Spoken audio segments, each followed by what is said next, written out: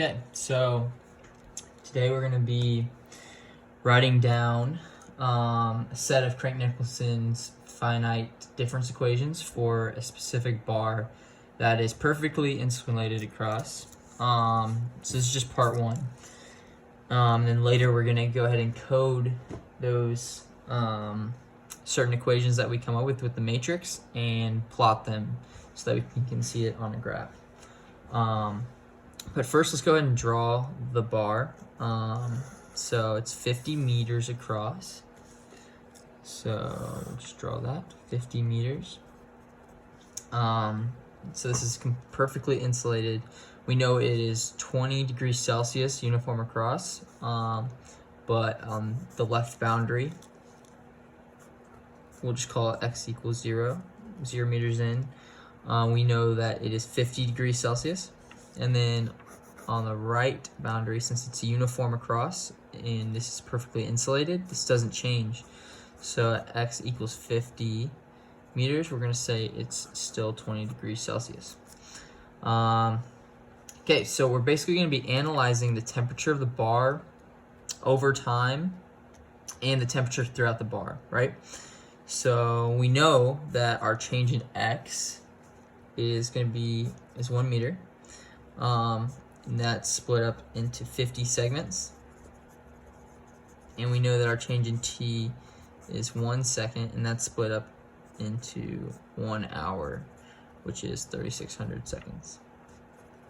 Okay, so for our equations, we know that they're going to be partial derivatives because we know that the temperature change that is resulted in the bar is due to two things, right? It's due to the time and the position that we're going to look at. And this is linear diffusion. And we know that there's two different temperatures on each side of the bar, right? So let's go ahead and write out our partial derivatives. We have our partial derivative temperature over our time. It's going to be equal to this thermal diffusivity coefficient, which we're just going to call alpha. And that's multiplied by our temperature over our position squared. Okay, so we're actually given our alpha, which is 1 meter squared.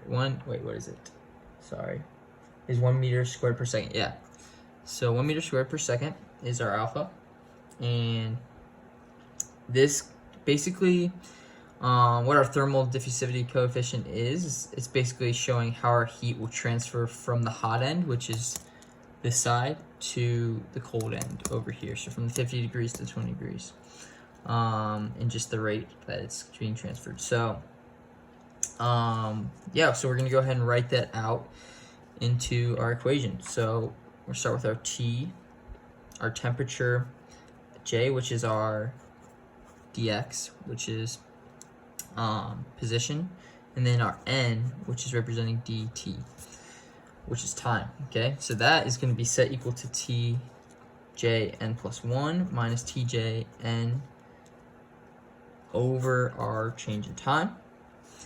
And we can also set that equal to, up here, this equation, our alpha times our tj plus 1 n minus 2 tj n plus tj minus 1 n over our change of position squared. Alright, so what we want to do is combine our givens. So we know our change in time, we know our alpha, and we know our change in positions. These are all given, and we're going to want to combine those for the equation. So when we do that, we're going to get our tjn plus 1 minus our tjn.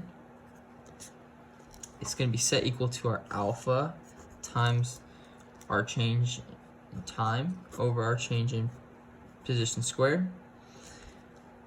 And then that's still multiplied by our tj plus 1 at n minus 2tj at n plus tj minus 1 at n. Okay, and we're going to call this constant, or not constant, but our just our coefficient here is going to be r.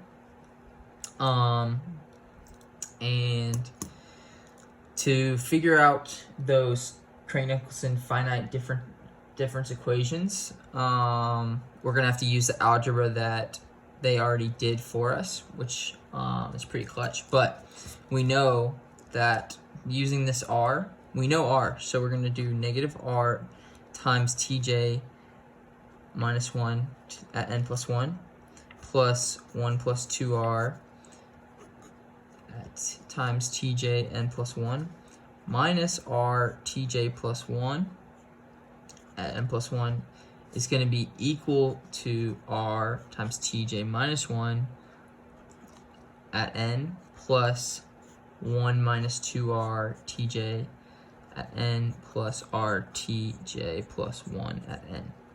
Okay, that's a little messy, sorry, but you get the gist. And now what we're gonna do, I don't know if you can even see that, hopefully. Try to push this out a little bit. Okay. I'll just flip over when it gets out of focus. But what we're gonna do now is use our Taylor series to put it into a matrix. And we know, thanks to the Craig-Nicholson equation, that our r in this equation is equal to our alpha times our change in time over 2 times change of x squared. And that comes from the equation, that 2. So using our Taylor series, we're going to make, I'll just flip over and do that now. We're going to make a matrix, right? And our matrix is going to consist of 3 parts. Our A times our X, and it's going to be equal to B. And our A represents R. Our X is going to represent our temperatures. And then our B is actually the last part of that equation that we wrote out right here. So that's our B. So let's go ahead and put that in. So we're going to make 3 separate parts for our matrix.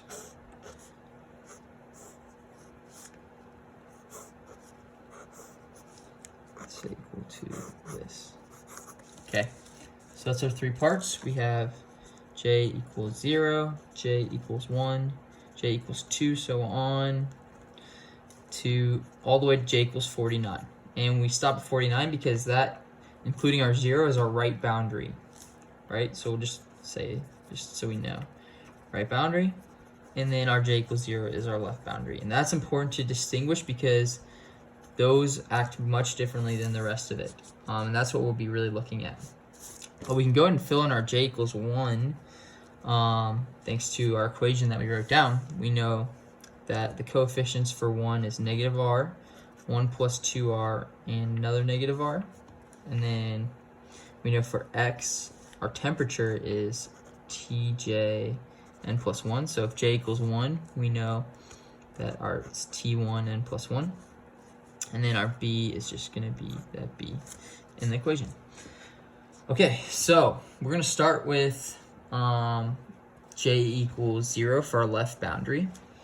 Go ahead and write our left boundary, BL. At j equals 0 is going to be our 1 plus 2r tj n plus 1 minus r tj plus 1 n plus 1. And that's going to be set equal to our r tj minus 1 at n plus 1 minus 2r tj n plus r tj plus 1 n plus r tj minus 1 n plus 1. And this right here was pushed over to the other side because this is our right boundary, which is a given, and we know that's 50 degrees Celsius. So based on that, we know that this bar is perfectly insulated that we have, right? So that means that there's no heat transfer. So what we can write out is that our Tj is going to be equal to our Tj plus 1, and that'll simplify the equation a lot. So now that we know that, we can go ahead and rewrite this in the more simplified way. So we know our negative R Tj minus 1 at n plus 1 plus our 1 plus 2r Tj n plus 1 minus r Tj plus 1 n plus 1 equal to our r Tj plus 1 at n plus 1 plus 1 minus 2r Tj n plus our r Tj plus 1. Right here, this part of it is going to combine to be 1 plus 2r minus r equal to 1 plus r. And this part right here is going to be 1 minus 2r. Oh, we can't see that, sorry. 1 minus 2r plus r equals 1 minus r. Okay? So now that we've simplified that, we can go ahead and write out our equation for our right boundary. So we know that our BR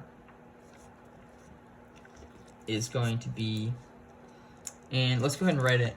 Let's go ahead and write our BL in the matrix. So we know right here is our BL. And then our BR is going to be here at 49. We know that's the right boundary. So our BR is going to be negative R Tj minus 1, n plus 1 plus 1 plus r Tj at n is going to be equal to r Tj plus 1 at n plus 1 minus r Tj n. Cool. So we now have our equations for our left and right boundaries using that set of Crank-Nicolson finite difference equations. And we're going to put those into our code and plot them and just be able to look, using that plot, be able to look at our change in temperature due to both the position and the time. And that'll be part 2.